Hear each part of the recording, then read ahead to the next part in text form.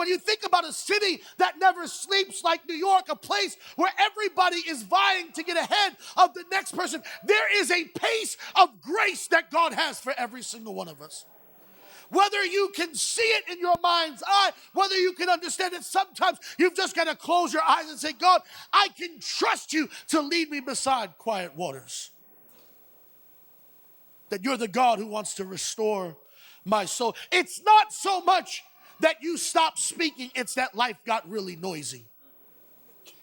Times in our life where God has to separate us and pull us out so that we can hear his voice in the quietness of the moment and say, God, I can hear you. You're still here.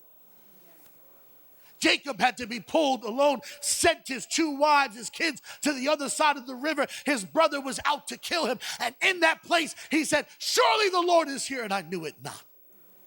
How many times in the craziness of your life, in the chaos of what we call urban existence, how many times in the midst have you had to stand back and say, God was here the whole time. I just couldn't know it. And then David goes on, he says, and even though I walk through the valley of the shadow of death, when I feel like darkness is overcoming me, when I feel like all around me is death and decay, when I feel like I can't sense him, when I can't see his hand, I can trust his character. I will not doubt in the darkness what God has showed me in the light.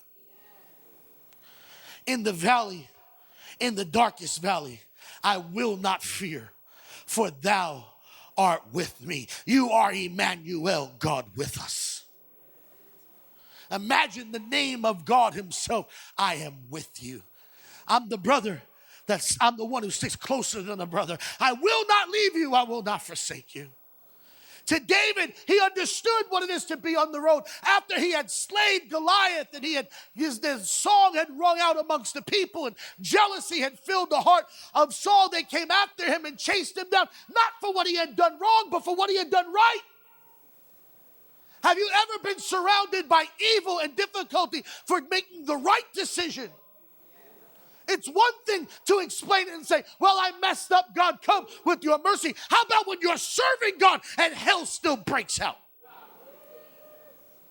What happens when you're serving God and the enemy still comes and you're tithing and you're still giving and you're still worshiping and the devil still comes knocking on your marriage, comes knocking on your children, comes knocking on your health, comes knocking on your body? In the midst of the valley of the darkest place, I feel the shadow of death all around me, but God, hallelujah, I did not come to camp out in the valley. I came to walk through it.